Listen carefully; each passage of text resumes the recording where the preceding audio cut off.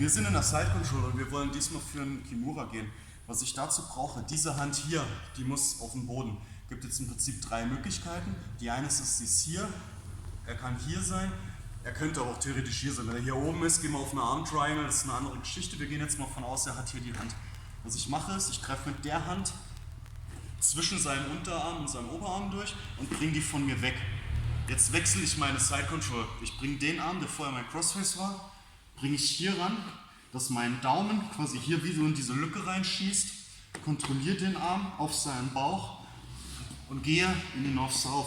Während ich das mache, schiebe ich meinen Ellbogen nach vorne, dadurch kommt hier meine Hand rein und ich kann hier erstmal kontrollieren, indem ich hier meine Hand so nach außen klappe. Was ich jetzt mache, ist, ich mache hier wie so eine Windshield-Wiper-Bewegung und bringe ihn dadurch hoch. Jetzt ist er erstmal hier. Komm mal auf hier die Seite bitte. Ja. Für den Fall, dass er jetzt verteidigt, halt mal fest. Das ist alles, was ich mache. Ich schiebe meinen Oberschenkel auf seinen Oberarm und reiß an. Wichtig ist, ich mache das nicht aus den Armen. Halt mal nochmal zu. Ich mache das nicht aus den Armen, sondern ich pinne seinen Oberarm an meinen Oberkörper und ich ziehe aus dem Rücken. Jetzt bringe ich ihn rüber und bringe meinen Ellbogen, kommt auf die Seite, bringe ich auf den Boden.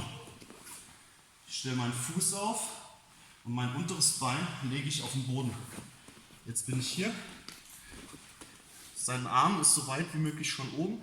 Und jetzt bringe ich meinen Ellbogen so nah wie möglich an seinen Ellbogen. Und jetzt ziehe ich aus meiner Schulter für den Tap.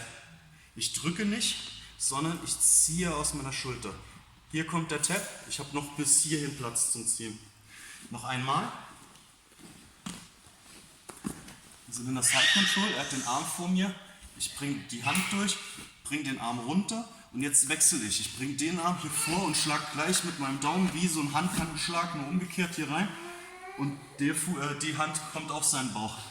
Ich mache mich flach und während ich in die North-South gehe, rutscht mein Ellbogen nach vorne, dadurch kommt mein Arm hier rein.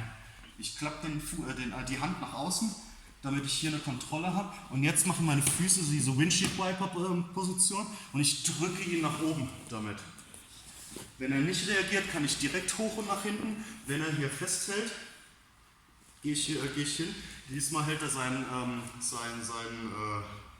Lapell. Dann gehe ich hin und ziehe wie lotrecht von ihm weg. Hoch, runter. Ich komme direkt mit dem Ellbogen rüber. Der macht den Kontakt mit dem Boden. Ich wechsle, bringe den Arm so weit rüber wie es geht, bringe meinen Ellbogen nach außen und ziehe mit der Schulter nach hinten.